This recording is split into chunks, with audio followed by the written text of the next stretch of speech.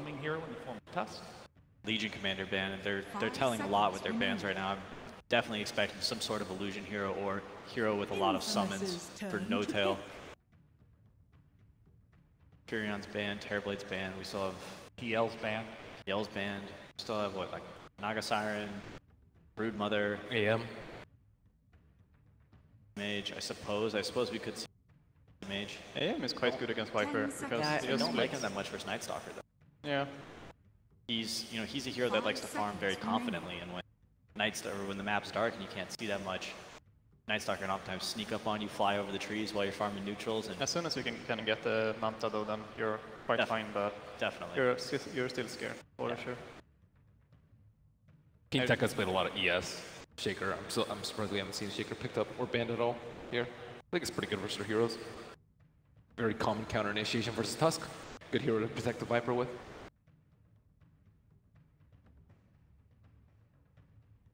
Yeah, you know, I'm interested in what you were saying about trying to set up the illusion heroes for OG. Lich, we've talked about him a lot today. Haven't gotten a chance to see him for a few games.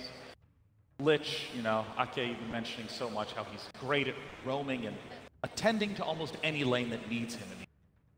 Yeah, he's not as good as like to roam, but he's very good to be on a lane like statically to just be there. And since they have Viper mid, I don't think he's gonna go mid because Viper is already a very strong laner. So he's probably gonna go to the off lane with Lich. Definitely, I think that Panda is meant to most likely lane up against Viper. Skill the Drunken Haze level 1. 10 seconds. Be good for laning against Viper. Helps us a lot. S4 usually play though? I think No-Tail plays Panda as well. That's right. So that's what I'm guessing Anna's going to play, maybe that anti-mage or some sort of hard carry in one of the lanes. Whenever they pick this hard carry, then No-Tail usually goes mid and they let Anna play. Can you talk to me a little bit about Brewmaster? Because I haven't seen him in too many drafts. I don't really know how he would factor into a team lineup. He is a lot of team fight. He's a Blink initiator.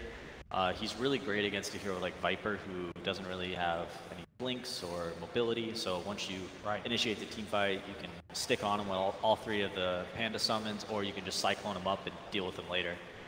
He's like an anti-carry, an anti-non-illusion based carry. Yes. Earthshaker or Infamous. Infamous. That's their offlane hero. Oh, CK. Chaos. Forgot about that illusion guy.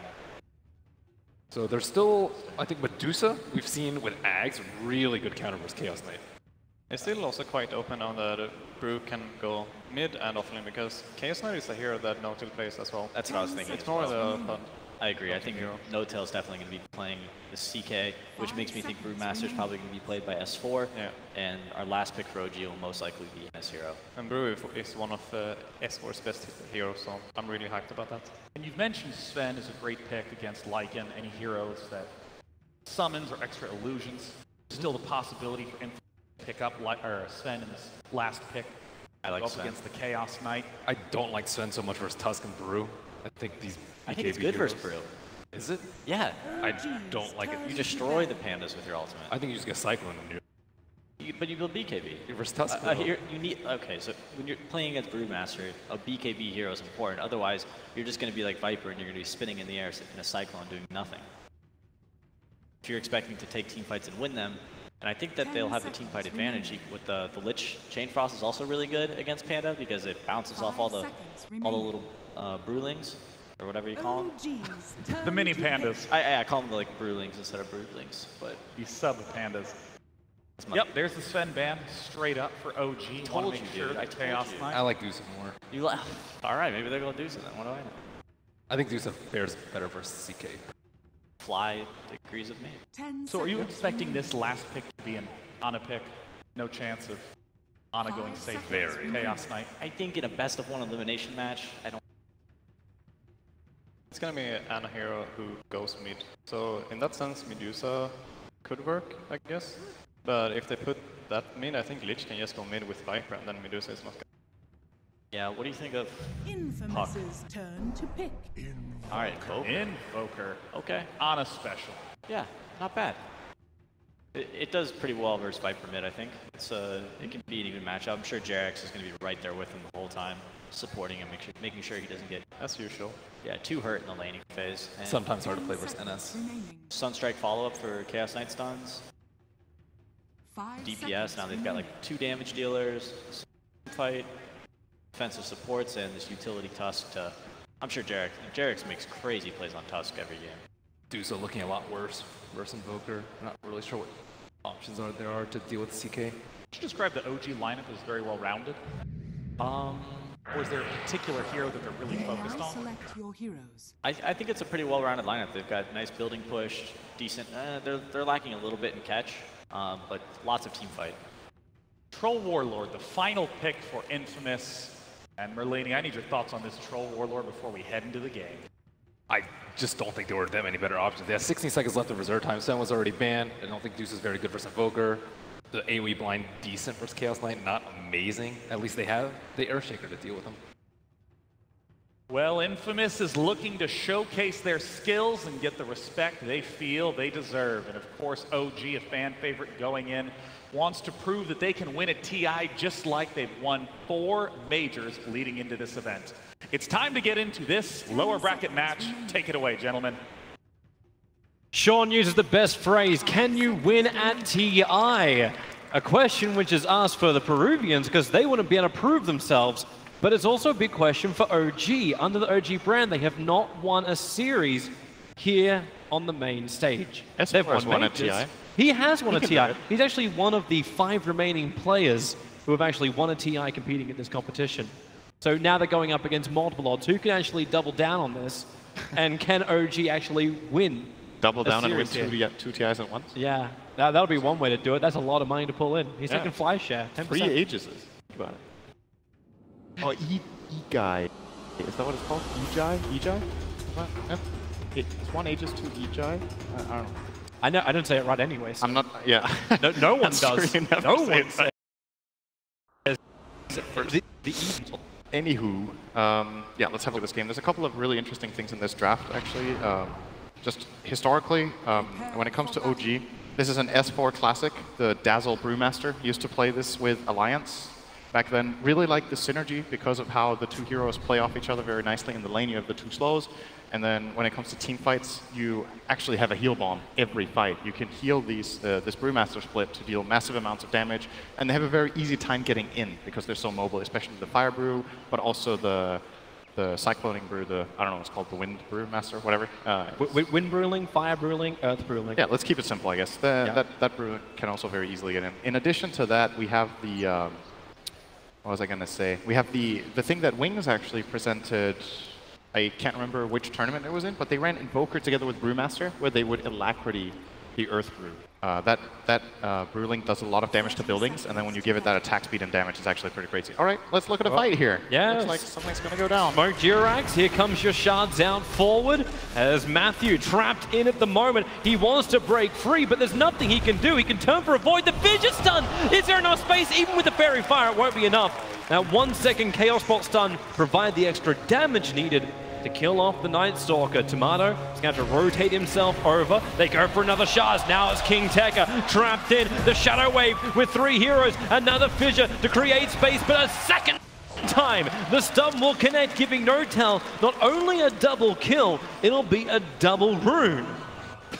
I'm sorry, but they get 2 kills and fly immediately, right? Can anyone upgrade the courier? That's position 5 right there, all right? We got 2 kills, guys. Someone else got the courier this game. That's the 604 gold that Chaos Knight's currently walking upon.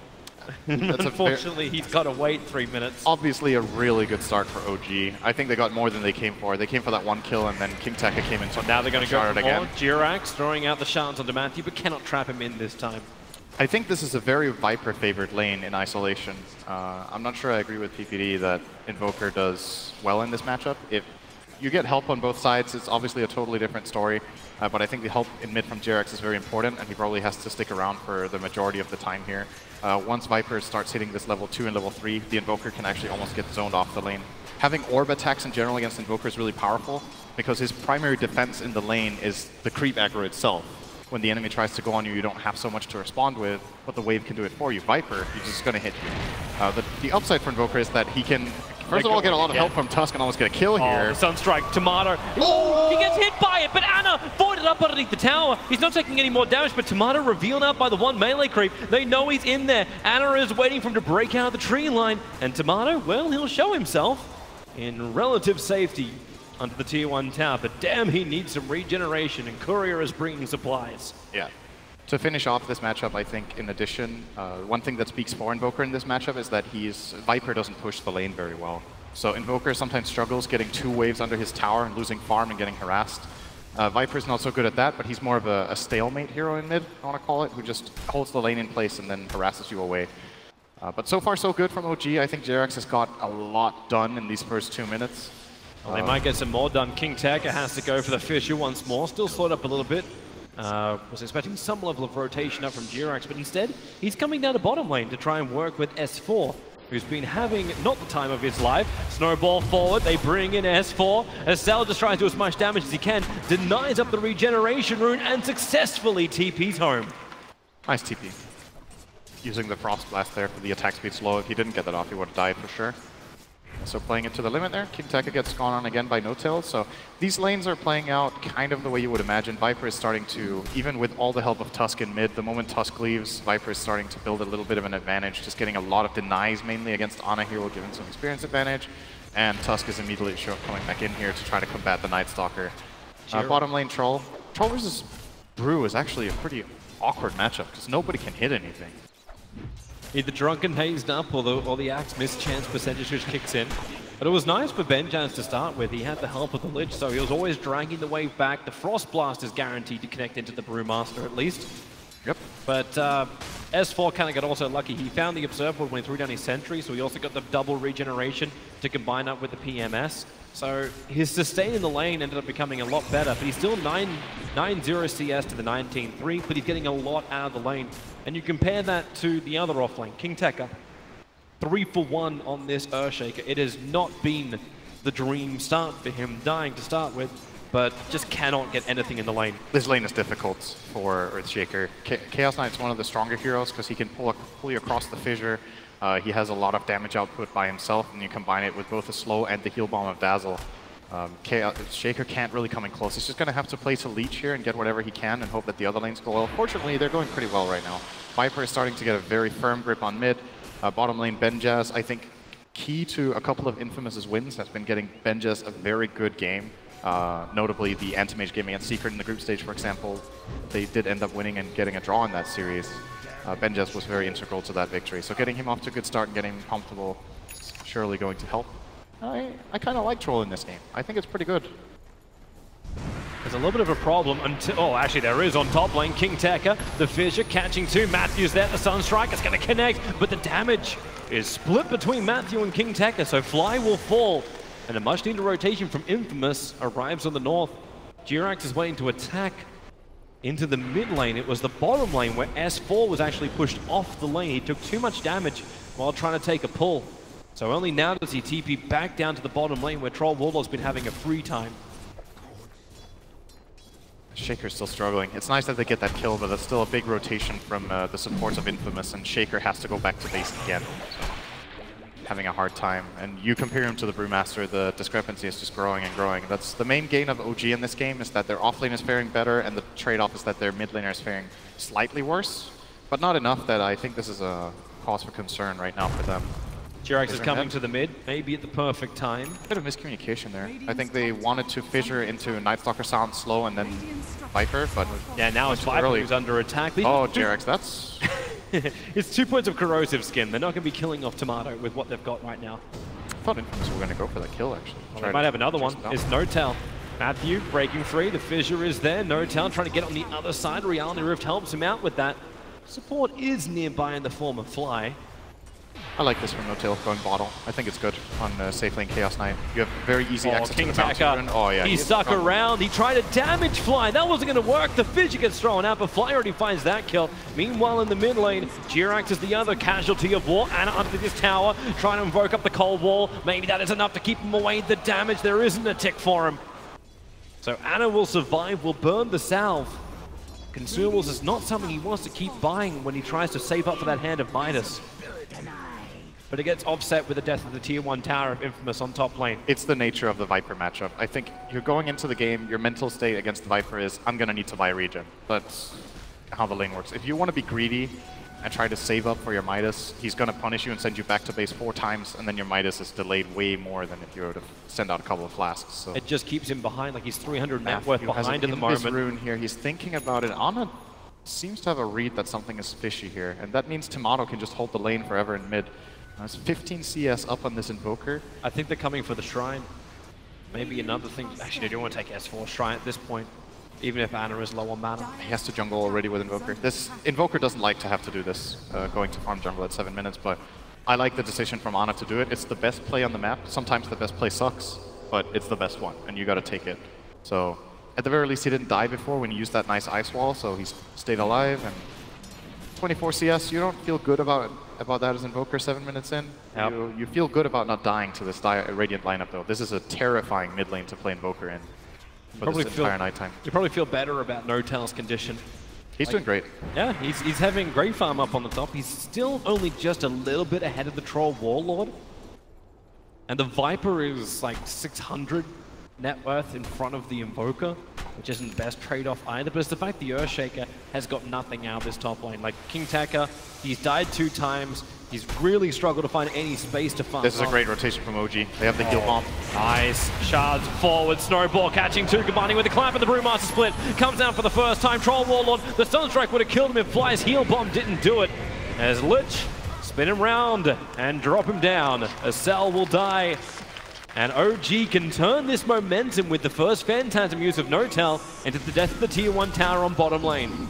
It was very clear how they prepared that. They were like, S4 is going to be about to be level 6. We're going to smoke our Tusk and Dazzle down here, use that heal bomb, and if they try to fight back, we TP in the Chaos Knight and overwhelm them. It was like a 3-step plan already there from OG. It's very clear that they were coordinating that. That's the mark of a very, very high-skilled team, that they think ahead that much. It's like chess, you know. If you can predict what's going to happen before it even does, you're way more prepared to make the right move. Oh, Benjaz is trying to predict a movement up to top. Invoker was already moving there. He does cut off his path. And there's Jirax who TP'd in here to try and defend the push. With Benjaz here, maybe he's already moving a little bit further to the back of the tower. He can shove out just to harass and drag the creep wave, making life difficult, but he's not really contesting. Meanwhile, Viper continues to level up in mid. And how do you actually build this Viper? Do you go for sustain? I'm seeing a 4-star currently in his quick buy. How does he survive in the fight while still doing the damage required? He's going to need mobility, and he's going to need a BKB eventually. I don't think he can fight this Invoker without a BKB later on. The Chaos Knight's also going to be a problem. He's mainly getting the Force Staff to get out of Reality Rift, I think, and to be able to counterplay Ice Wall so that he can, you know, stick on his target. It's very important for Viper to itemize so that he can somehow deal his damage. That's still the innate weakness of the hero. It has incredible laning in a lot of matchups, but then you need to turn your net worth into something that actually transitions into a good mid game. When it comes to Infamous in general, it would have been nice for them to be able to use these cooldowns of OG, like they use Brew Split and Phantasm in the same play. The problem is it's daytime, and they don't have the best pushers themselves either, so they're actually not really gaining too much out of these cooldowns with OG. Instead, they're just going to get some farm. This is extremely optimistic from Benjaz. Yeah, he didn't run down. It was right to do so. I think he scouted out the fact that the CK was there, but the Sunstrike from Ana will hit the money. Hilariously enough, Acel started his own TP and left the Troll Warlord alone on the top. He went all the way back to the fountain and just abandoned his teammate. I don't think that's much he could have done to stop it. I'm not going with you in this, man. You're on your own. They both had TP, but the problem was Tuskar was holding his snowball. Yeah. So you couldn't use it. That's a bit of a mistake there from Benjaz. He forced a big rotation, but it's still worth it for OG to get a core kill. If that was a support that they TP 2 or 3 heroes in to kill there, I think that would have been worth it for the Infamous side. But losing control is big on mid lane. They're coming to mid. Notel sets up. The 1-second stun. It might be enough as well. Tomato starts his TP out. Cancelled very, very quickly. Destroyed by Ana's Sunstrike, and they're wanting more. Crit!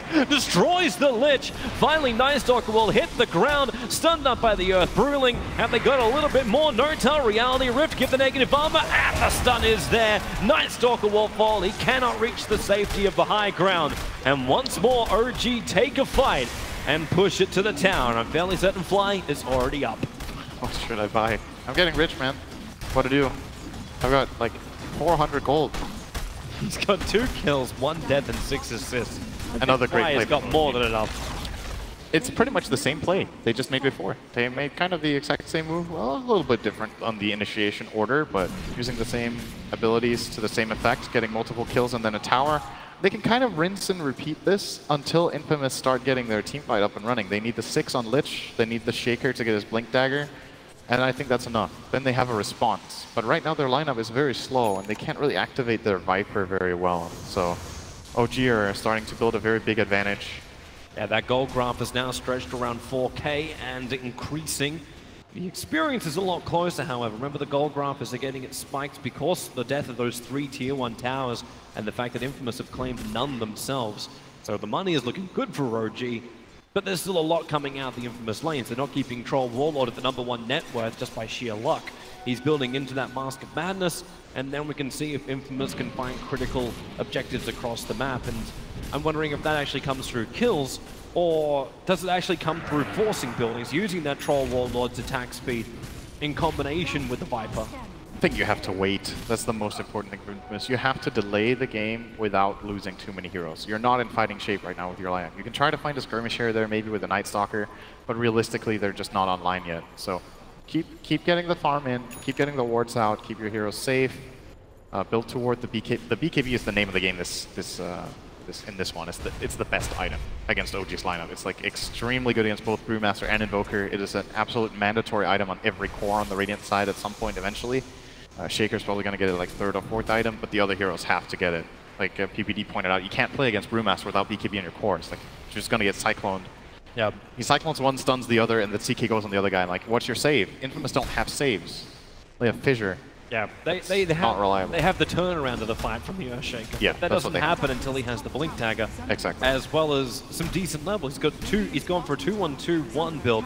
So the Echo Slam doesn't do anywhere near enough damage at the moment until he's got more points up in the Aftershock. We're going to see a tower trade here as it looks. OG will happily trade their Tier 1 top for a Tier 2 bottom. This tower top is extremely difficult to defend and fairly unimportant compared to other things on the map. And if OG get this bottom Tier 2, they claim a way more important objective. Looks like it's not really possible. No-Tail is laying into it, but doesn't want to commit his Phantasm. Yeah, it's so much to commit. They've been looking to use the Phantasm in every single fight. And with Infamous gaining items, maybe that use of the Phantasm is just something OG doesn't want to do, because it will feel like a window of opportunity for Infamous. Maybe it feels like they can get it anyway. I mean, at this rate, they can. He's tanking the tower for an eternity by dropping to half health and then popping a regen rune. Yeah, it's the never-ending life of No-Tail. He tanked the tower for like 30 seconds. And now he's got enough money to finish up the entire armlet too. Yep, it's going to come out. We've seen Chaos Knights of the past often go for Midas. Irax. Shards just pushing Tomato up. He can't actually move back down again. The trees block his path. And I thought for a moment he's going to roll in with Fly, but that would have put Fly on the front lines. Needed a different hero to be with the Dazzle. How are we looking now for Infamous? I'm keeping a close eye on King Tekka because I think this Blink Dagger is what's going to change the flow of the game. Either they're going to find 1 or 2 successful fights, or they're going to fight on top such a big deficit that it gets difficult. Oh, they're pushing to the left. I thought for a moment they would actually properly commit onto Ana. The Observer didn't reveal anything, but at the same time, their vision hadn't seen anybody else until Jirax walks underneath the defensive Observer ward on the northern Shrine of Radiant. This is also one of the big benefits of the wards OG got out. They have really good coverage around mid. So first of all, they see some of the more common smoke positions. Often you would smoke behind your Tier 2 mid, or between the top Tier 2 and the mid Tier 2, you would smoke in that area and start moving out. So OG, with this aggressive warding, they have a pretty good read on when multiple heroes are missing, and then they can counterplay pretty easily. Nice Matthew is in a really awkward spot. He took to Flight, able to see Flight. Tomato's going to come over. S4 might do enough. Dazzle, Shallow Grave at the very end, and then throws down the weave. The Sunstrike right on the money. Tomato takes so much damage, and Fly, he will still go down to the Viper Corrosive Skin, but Matthew trapped in the trees. You did all of that to kill off the support Dazzle, and nice. Be right back. It'll take about 10 more seconds. At the very least for Infamous there, they forced the Brew Split, but I still think if you're OG, you're happy with this because you killed the Viper. A big core in the game. Of course, like you said, the Troll Warlord is finding a lot of farm, and we'll be reaching a point that it gets very interesting. The question is, can Infamous actually hold heroes in place with deal damage, and can he survive? Ball forward, OG can hold him in position, flipping like an omelet, and the Echo Slam! King Tekka arrives, Tusker won't go down, now the Lich holding bounces forward, killing off Jirax. It's trapped between Fly and Ana, some decent damage, and has forced him away from the Brewmaster. Reveal now, the Shallow Grave still there, starts the TP, where's the stun, where's the control, where's the damage, where's the kill? hill! Oh, he bought a Fairy Fire. He bought and used the Fairy Fire. I actually don't think he needed it, but that was such a good play under pressure there by S4. It's great foresight by him. Stays alive. They didn't have any stun, like you said, and that's the Blink Dagger reveal from KingTech. He got a really good echo. That's easily 2 or 3 kills if his team is able to connect, but they end up only getting the 1. And it wasn't Jerax, it was 1 support they found. Yeah, and you lost your troll for it. Yep. OG are Double looking damage. toward Roshan. Double damage rune on a Chaos Knight. You've got the damage, you may not have the sustain, however. He heals a Even lot with from Fly. critting. He heals a lot from critting when he has this double damage. Let's see if he gets a crit now, how much he heals. I suppose with the double negative armor too, you got it from Reality Rift as well There you as go. from the Medallion of Courage. He heals a good 200 every crit. Now he's going to get alacrity as well. This is like borderline disgusting, actually. Oh, okay. I'm not sure if they have the sustain, Toby. Don't have to, They did. don't have to have sustain if it only takes you 10 seconds to kill Roshan. Nice play by OG to snipe that. Knowing that Infamous weren't really in a position to go contest. There was no darkness, no nighttime, so Night Stalker's glorified melee creep. And no Echo Slam. A bit more than that, maybe. But yeah, no Echo. Not even Chain Frost. Even though like all those things did work really nicely for Infamous, like you looked at the fight, and in fact we can have a look at it again. So S4 all the way back to base, and just safety first Fairy Fire trigger.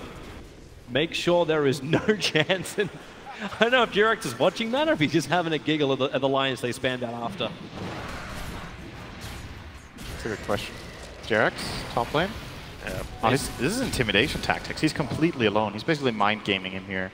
Yeah, well, he's got the vision. Like, they have an aggressive Dire Observe Ward. He knows he's up against 4 heroes, but he also knows they're so far away that they can't initiate on them straight away. So what do? You just kind of knock on the door, bring the attention of all 4 heroes to you, and then just disappear. I really like this play in general. Oh, Jerax, okay, hang on. He's snowballing a creep. Is he? Yo, is he actually? wait, what? He's going after the Viper. Doesn't have the range for it, and Viper gonna 4-star forward. Jerax has no save here. Shards himself on the hill. They don't see him, but the fissure from KingTech. All right, he's just batshit crazy, man. What was that? What was that snowball? He wouldn't have even survived the TP home. Like, even if the fissure didn't connect, he would have died from just the dot effects from Viper. It's the mental game, though. I think that what he's trying to accomplish is to get a read on what's happening, like seeing multiple Infamous heroes or getting them scared, just getting into their heads. What I was going to say was I like this play from a support. I think I want to kind of say it was Lannon that really pioneered it at TI6, where he would play Ogre, and he would just go to the opposite side of the map where no one was, and he would just go AFK push there as Ogre until somebody came to kill him. And it was like, okay, you just came to kill an Ogre, and I killed 4 creep waves, and I don't really care. You know, I'm going to respawn, my team's farming, great. Space is being created. Right That now, is space Sunstrike, Night Stalker, that was confidence. TPing on top of the tier 2 tower, loses his life instantly. Chaos Knight's at least a little bit trapped, but it's Armlet and Aegis. And bottle charges. Nortel back up to 1/3 of his life. And doing a light show from everyone at home.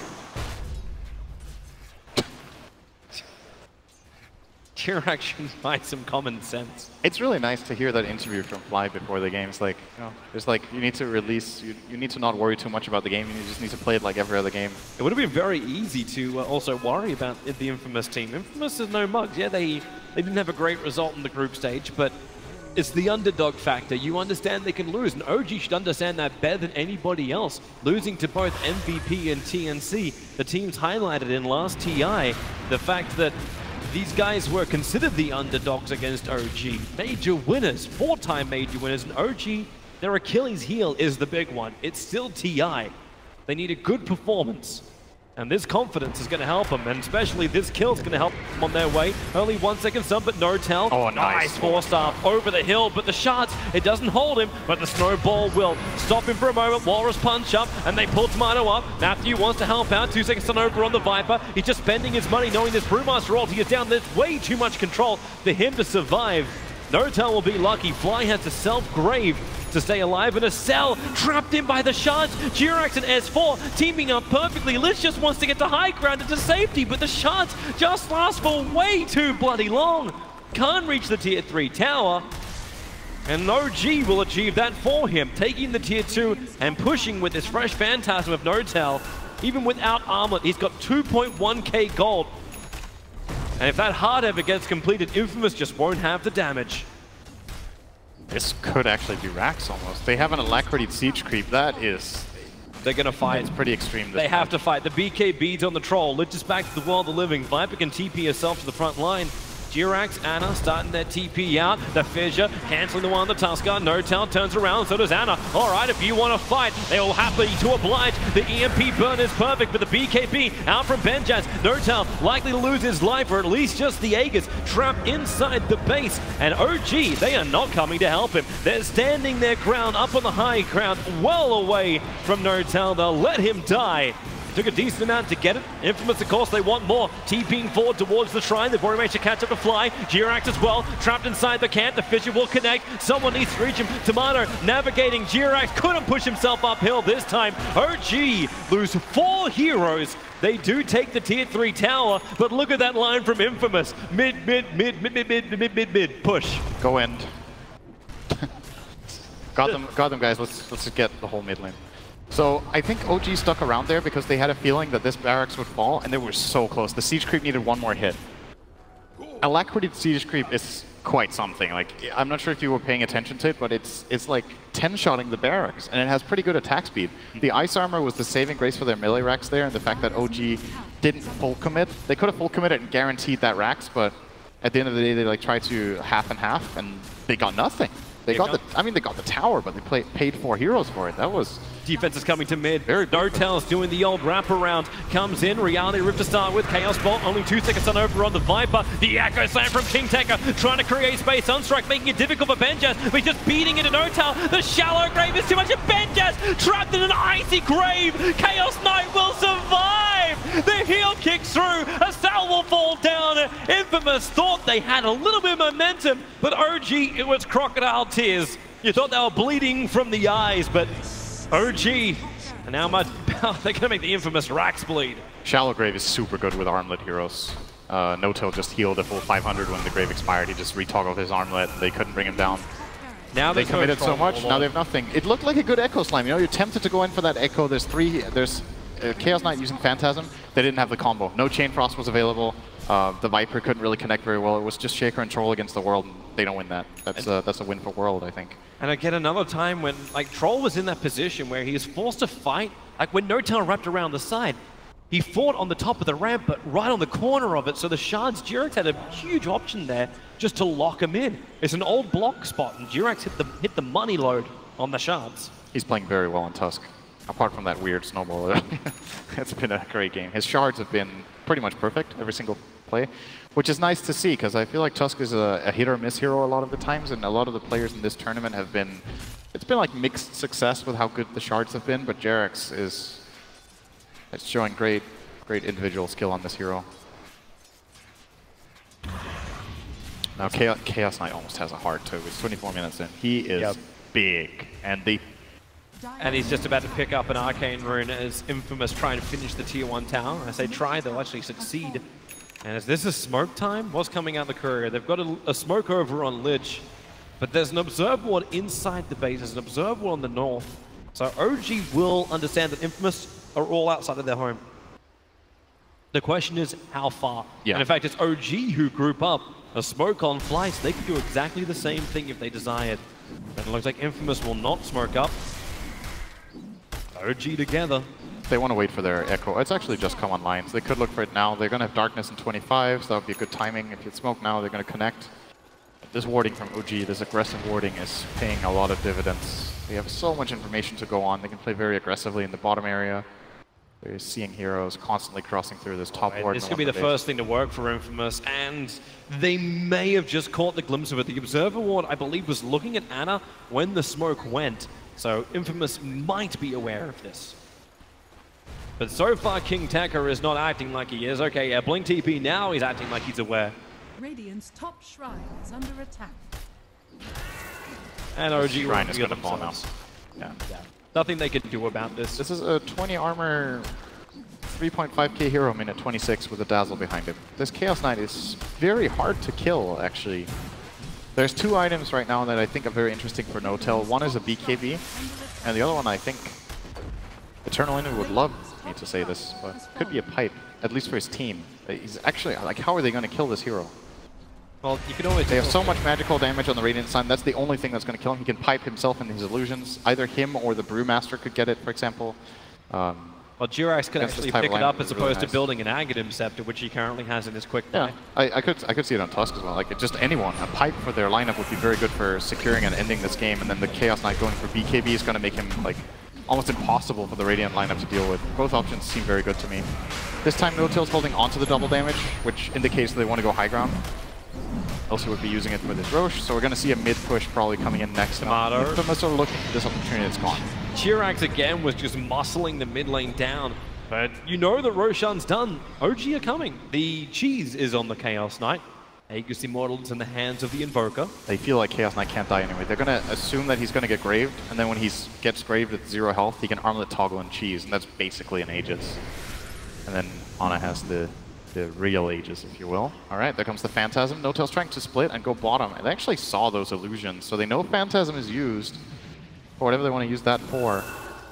Just to push mid. Chaos Knight now doing he is hard on them. 186 plus 155 from Chaos Knight. Onto the tower, and that's a tower with Frost Armor that he's beating into, and hasn't even triggered his double damage rune yet. The Phantasms do a little bit of chip damage, rotate in through the bottom, more doing scouting than anything else, and Fly just hit the negative armor load. He got it on both Benjaz and Tomato, that aggressive weave, so they initiate in on the Viper. A quick force arm gets him away to safety. They're going back to the tier 4 towers, now with a Lich Chain Frost bouncing through the creep wave. It looks like the Brewlings don't even give a crap about it. They just tank the entire thing. Another good chance locking in Tomato. He knows he has to try and get out there and fight, but any chip damage into No-Tail can just be repaired by that Heart of his. So Ana stands his ground, killing off the melee Rax. 2 more hits, 1 more, there she goes. The melee Rax is down, but King on the back lines. He's found the Echo Slam. They've killed off the Saving Grace. They've killed off the Dazzle. The question is, how much more can they get? Matthews here. No-Tail wants him. A 3-second stun. The shards are nice, but then again, no. It keeps Ana out of the fight. They have to turn back over to King Tekka. Jirax able to do that with his Blink Dagger. The Benjaz now to the front lines too. They find another. The silence onto Ana. OG, why are these pushes so costly? Once again, they have claimed a mid-Rax, but how many heroes do you have to lose for it? No-Tail back into the fight. Still has cheese. Ana up and towards the air. He doesn't have that extra life. Tomato can finally bring him down. He'll get money, but the question is, can he live? Without your life, money's not worth a hell of a lot. No-Tail wants to fight harder. He may have to burn the cheese if he wants to have his stun as well as disable, but the TP out is perfect. All the way home to tell his kids of the tale. But still 2 full lanes minute 28, so very, very good for OG with this. You're right, they could have maybe caught some casualties there if they played that a little bit sharper, but they have a lot of space to give away right now. 12k lead, 29-minute double racks, as we said, and it doesn't feel like Infamous are reaching a point now where it starts to get scary for OG. Even this Chaos Knight is just, they can't deal with him at all, and the Brewmaster is just creating space for him. The problem in this kind of fight is Chaos Knight pops Phantasm, you're blinking the Brew and you use Brew Split, and you just control arbitrary heroes in the fight, and you just take down towers. Like, how is Infamous supposed to fight this? They don't have the damage. They've got to find a way. I think this approach that they had to that fight was really good. Find the backline, kill the Dazzle, try to get the Tusk out so the saves are down, and then you can fight the course. It just takes so damn long that they already lost their racks by the time they killed the Dazzle. They're trying to find the damage. At least Benjaz has it. He's the only one that kind of does. Went Maelstrom out. Yeah, he needed it to also just help clear the waves as they came towards the base. I think this is actually the best item he can buy, and this is not a very common item on Troll. Okay, No-Tail. Just got to go for it. Sure, have another double damage rune. It's on the house right now. He's going to push him with Alacrity and DD. They only have 1 more lane of Rax OG before they force the Megas, but the better thing is Benjaz caught out. S4 is here, so is the Tuskar Snowball. They punch him, they flip him. 17 HP, someone finish the job will be Ana with the last attack as he juggles the balls in victory. He has buyback on the Troll, which will most definitely be forced here. 15 seconds on Phantasm. There's no way they hold this without buying back their Troll. He's got to buy back. He really did not want to have to do this, but there is no choice, as you said. Echo Slam from King Tekka has to be perfect, and right now he's just trying to defend the top lane, keeping the CK illusions out. But the real No-Tail pushing him through the bottom, slowly getting Vipered up. He does have that cheese, remember. A little bit easier when you're running the armlet toggle to get back up and stay alive. Alacrity buff up once more. But the slow is a real pain. But so are his illusions. They've already pushed the creep wave through the top lane. The tier 4 towns will come under attack. Luckily, they regenerate. Your bottom racks won't. all the life on the tier 3 tower on bottom. No-Tail's just patiently waiting here for the wave to reach. They want to get some vision in the Radiant base so that they can jump with their Brewmaster. Doesn't seem like they have a ward available. They're Actually, coming out. Fly does have a ward. Are they really going to try and come? Defensive Observer, what? There's a nice aggressive one from Infamous. No-Tail, the creep wave's coming in. There should be some good damage if you want to Echo Slam it, but they fizz you for now. Tornado trying to create space from Ana, and it did exactly that job. No-Tail, Reality, just losing the range on Viper. He's trying to bait the BKB from Tomato. That's what he wants. This 10-second BKB. Oh, there's Reality Rift. They go on Benjaz. They get the BKB out of him. And now the initiation has to happen. The Echo Slam on the backlines. Fly will die again. King Tekka hits the right in the money. Can they get both supports? Tomato's doing the work against Ana. Yule Scepter protected for the moment. Up and towards the end. The Lich only hasn't done enough work as King Tekka and Matthew, they're still just trying to chase the support kill. They're going to find Tusker in the tree. Matthew will bring him down, but it took so damn long. The No-Tail could get back in and kill off the Earthshaker, leaving Tomato stranded. Hurricane Pike trying to create space, but the real CK is on the money. 1 minute without both the Troll and the Viper. S4 looking to actually make that even better, trying to kill off this Night Stalker. Ana joining the fight. The Shrine will give Matthew a little bit more life. Cold Snap making it difficult to run away. He's underneath the tier 4 tower. Reality Rift, No-Tail kills him under that tier 4 tower. As Cell, the sole survivor. Good luck, Lich. Radiant's bottom barracks are under attack. It's going to need to be 6 slotted to defend this, I think. Are you talking to Lich? Yeah. Yep, maybe. Need some very specific items. I'm not sure they exist. Veil and Dagon level 5, so at least he can nuke somebody's side to keep everyone else away, and an Aghanim Scepter. that may be enough. But yeah, it's way too much to repel. OG, very convincing. And again, methodical killing of the team that placed bottom in both of the groups. OG looked pretty good in this. I think there were a couple of times they overstepped their boundaries a bit that they need to be careful with against the better teams, but that was very convincing. I like their strategy. I like the way they put their lanes. I like the way they combined their spells and look for the right moments. It's something you can really tell in some of OG's games is that they have this very good foresight, and something S4 especially is extremely good at is warning his team of what he wants to happen in 30 seconds. So it's like, I'm about to be 6, rotate bottom of the smoke, we make this play, they're going to do this, we do that. 3-step model, excellent plays overall. Maybe the most convincing win of the day, I guess that was. Be next to it, I think Team Secret versus Execration. Secret Execration was also pretty one-sided. And that's the sad side. Like Execration as well as Infamous, they were both the bottoms of the group. They did they weren't the bottoms because they got through to the main event, which is still a big thing for Infamous to achieve. So they have managed to play here on the main stage, but OG, they break the curse. They win a game here on the main stage. It was a best of 1.